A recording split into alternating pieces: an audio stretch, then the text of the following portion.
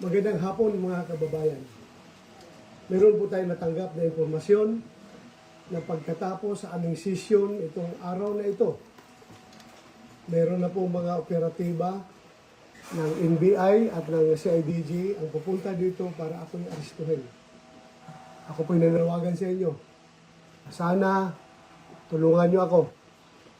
Huwag po tayong papayag na another Pilipino ay dadalhin sa dahig. Pangalawa, kay Pangulong Duterte. Ako po nananawagan sa inyo na sana pumunta kayo dito, tulungan niyo kami, mag-vigil tayo dito sa harapan ng Senado.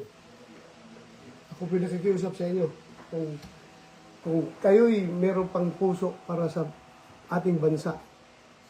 Sana pumunta kayo dito. Ako nananawagan sa inyo. Lahat ng mga Pilipino na may puso para sa ating bansa, para sa kinabukasan ng ating bansa. Pumunta na po kayo dito sa harap ng Senado at para mapigil itong kanilang plano na tayo ay aaristuhin at dadalhin sa dahig. Hindi po katanggap-tanggap yan para sa ating Pilipino. So mga kaibigan ko, lahat ng Pilipino, ako nananawagan sa inyo. Pumunta po kayo dito sa harap ng Senado at mag-vigil tayo. Hindi tayo papayag na another Filipino will be brought to dahig just because of politics. Ako po isang tapat na pulis, tapat sa serbisyo. Bakit nila ako ginaganito?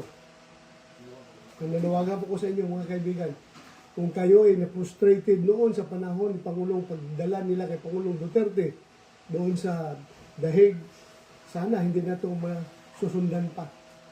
Maraming salamat mga kaibigan. Hindi po ako nanawagan ng violating pag-aaklas. Ako po'y nananawagan ng isang peaceful na prayer rally dito sa harapan ng Senado. Kita-kita po tayo dito. Maraming salamat mga kaibigan. Thank you po. Maraming salamat talaga.